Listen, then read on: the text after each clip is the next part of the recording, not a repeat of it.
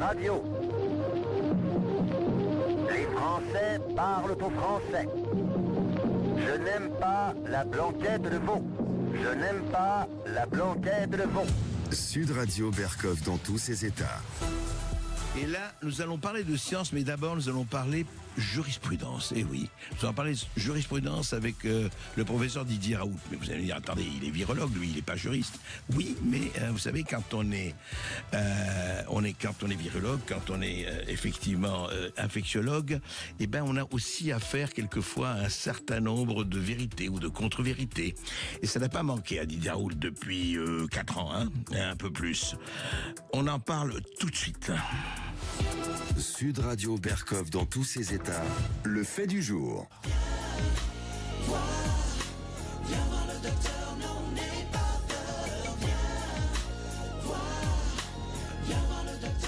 Oui, donc gynéco, mais enfin des fois on se dit le docteur, depuis 4 ans, c'est vrai que l'appellation a provoqué beaucoup de discussions. Mais au-delà de la chanson, au-delà d'anecdotes, bonjour Didier Raoult. Bonjour. Alors, je rappelle, on va parler ensuite de la gestion du Covid, de la Chambre de représentants, mais je voudrais quand même dire que vous avez eu un non-lieu. Alors, ce non-lieu, pourquoi ? Simplement, je rappelle les faits, vous avez porté plainte pour dénonciation, vous me corrigerez si c'est pas ça, vous avez porté plainte pour dénonciation calomnieuse contre Martin Hirsch, à l'époque directeur des hôpitaux de Paris, la PHP, parce que Martin Hirsch vous avez accusé de faux témoignages. Alors, rapidement, lors d'une audition le 24 juin, vous aviez déclaré en 2020 que la mortalité en réanimation à l'AP-HP était de 43% contre 16% à Marseille, à l'IHU de Marseille. Et vous vous basiez sur un rapport interne de l'AP-HP daté d'avril 2020 toujours. Hein. Réaction de Martin Hirsch, il conteste ces chiffres, affirmant que le rapport était obsolète et que la mortalité à l'AP-HP était de 25 à 35%. Et il vous avait accusé de faux témoignages dans une lettre au président de l'Assemblée nationale.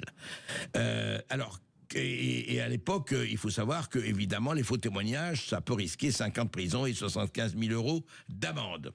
Et ce n'est pas un débat scientifique ou pas. Alors, qu'en est-il aujourd'hui, professeur Raoult ?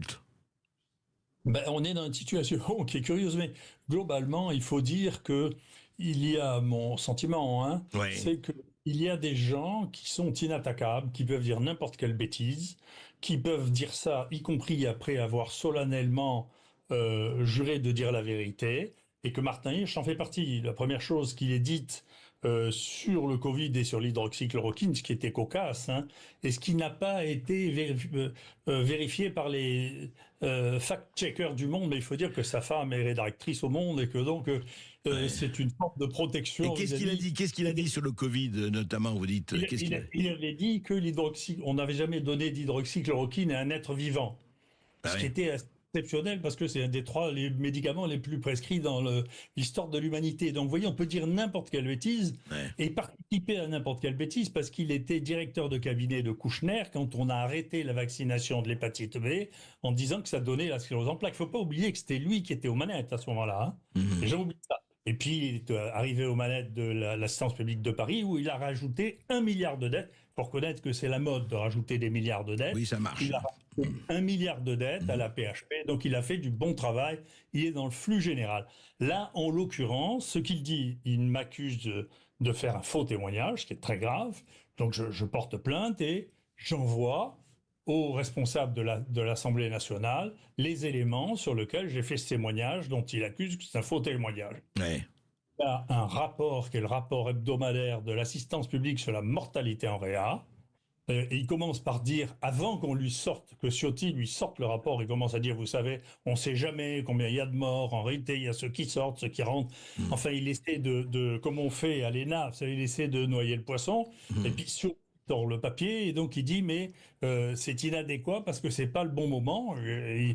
C'était exactement le même moment où je faisais cette déclaration. Donc, c'est une preuve. La deuxième chose, c'est que je dis, écoutez, en réalité, la désorganisation à Paris était telle, liée d'ailleurs aux préconisations gouvernementales supportées par mon collègue Delfrécy, on ne faisait pas de tests. On devait faire de tests qu'aux gens qui étaient à la fois, qui revenaient de Wuhan, et seulement de Wuhan, et ce pauvre Chinois qui s'est présenté aux urgences venait de la région de Wuhan, Hubei, et donc n'a pas été testé en dépit du fait qu'il avait 80 ans et qu'il toussait, d'accord, et donc il est rentré chez lui. Et Monsieur Hirsch a dit, il n'est pas du tout rentré chez lui, mais j'ai apporté le témoignage télévisé et écrit, parce que celui qui s'en est occupé, c'est pas M. Hirsch, qui l'a jamais vu, c'est Yass Dampada, le professeur Yass Dampada, qui a dit à la télévision qu'effectivement, il avait été renvoyé chez lui, qu'il était revenu seulement quand il était en insuffisance respiratoire, où il était Yass Dampada, il a reçu du remdesivir et il est mort avec une insuffisance rénale. Et il a publié ce cas dans la littérature internationale 3 fois. Et donc, moi j'ai dû expliquer ça pour expliquer pourquoi il y avait une surmortalité, que j'ai publié sur les données de l'INSEE à Paris pendant le premier trimestre 2020, c'est l'absence de mise en place des moyens pour détecter, diagnostiquer et hospitaliser les gens qui avaient cette maladie. Donc c'est une mauvaise gestion, comme il y a eu dans ce pays, en particulier pendant les premiers mois. Et si ça a changé, je vous assure, c'est parce que j'ai rencontré le président de la République à 2 reprises, parce que les gens lui disaient qu'il n'y avait que des endroits très spécialisés. À Paris, il n'y avait que l'Institut Pasteur qui pouvait faire des tests PCR, et l'Institut Pasteur n'est pas équipé pour faire face à une épidémie. C'est pas vrai.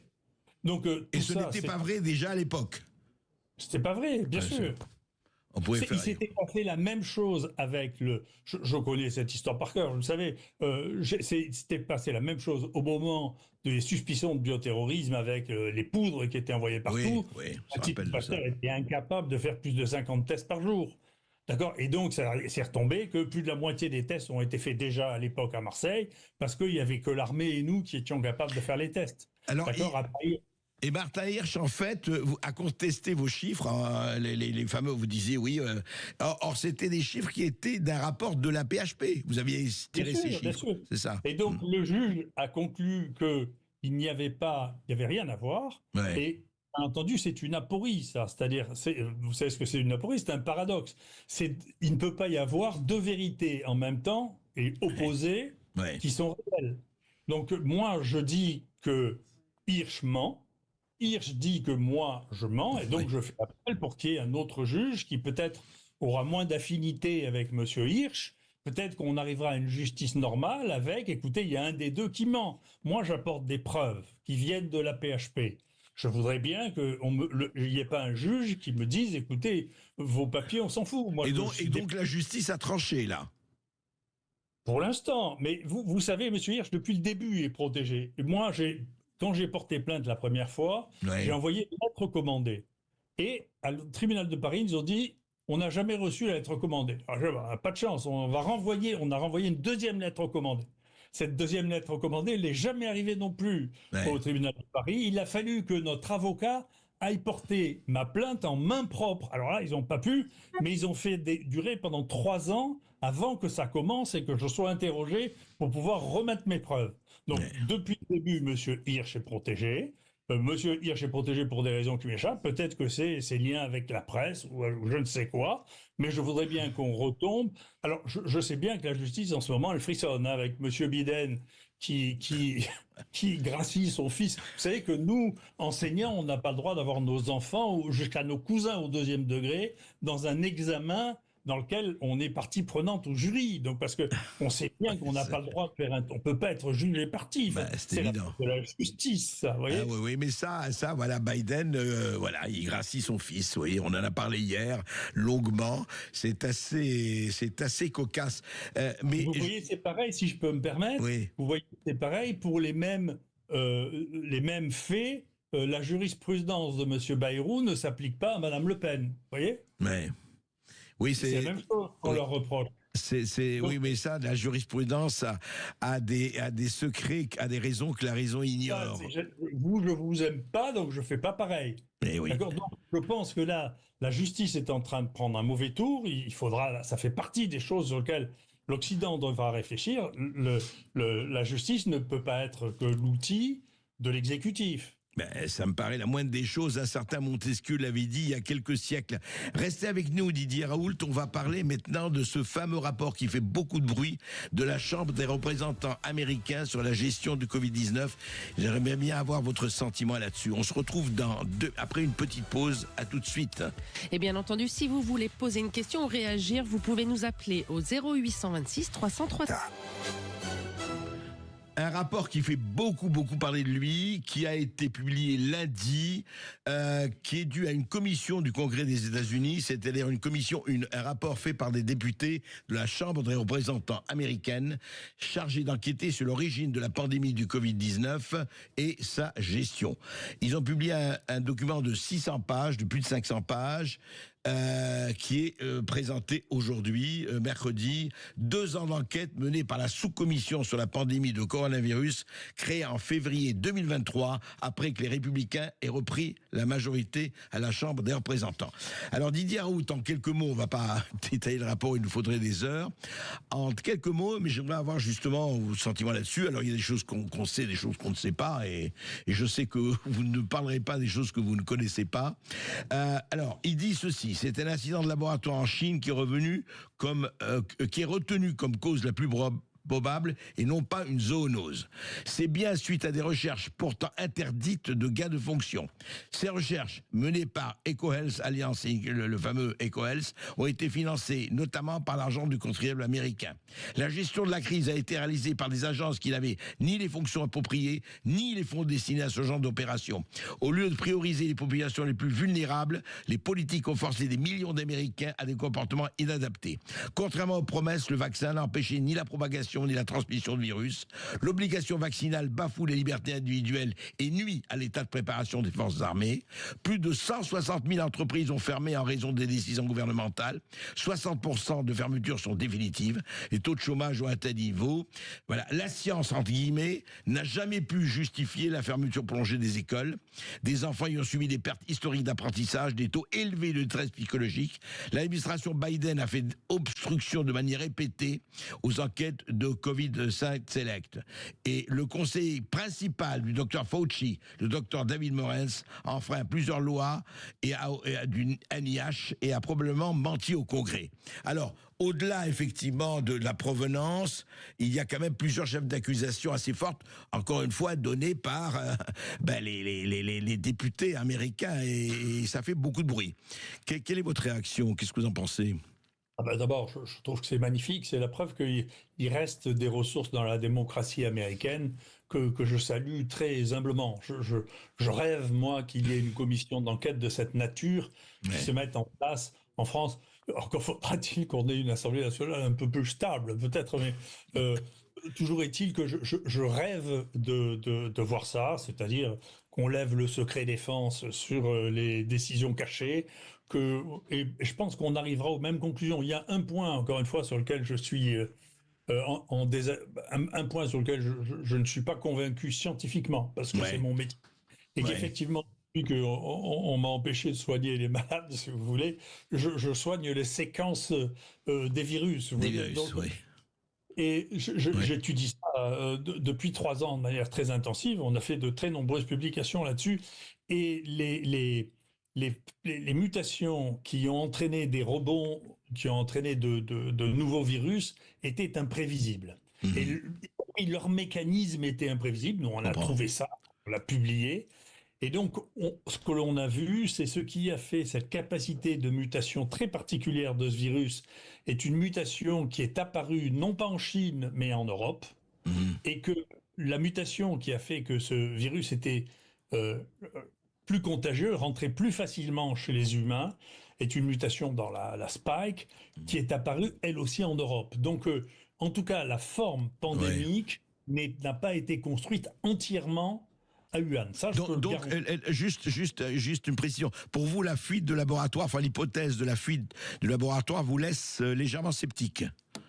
En tout cas, si vous voulez, on avait eu 2 épidémies de coronavirus récentes, le SARS d'une part et d'autre part le MERS Corona. Dans les 2 cas, ça a donné des cas directs, zoonoses, des cas de contact avec les soignants, ce qui arrive, et dans les 2 cas, un foyer secondaire qui s'est interrompu tout de suite, une fois au Canada, une fois en Corée du Nord. D'accord.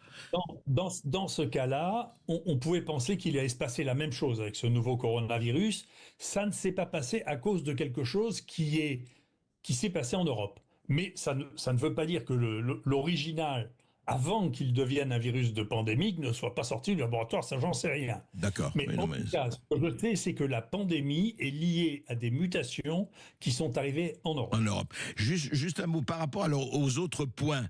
Vous êtes assez d'accord sur le fait qu'il y ait eu effectivement dissimulation, qu'on n'a pas fait ce qu'il fallait faire, etc. Tous les autres points qui ont été évoqués par le rapport de la Chambre des représentants.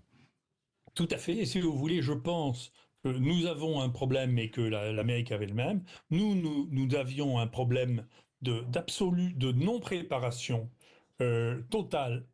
Tout le monde pionne tout le temps. Hein. On va avoir des épidémies en épidémie, mais personne n'est préparé. Ouais. Les gens, moi, je me suis rendu compte quand nous, on a commencé à faire des génomes, c'est le président qui m'a demandé de les aider à mettre ça en place. Il y avait un CHU sur 2 qui n'avait pas de séquenceur automatique. Enfin, c'est inouï. Oui, Séquenceur automatique, il y en a sur le marché depuis la fin du XXe siècle. Les gens ne savaient pas faire une PCR.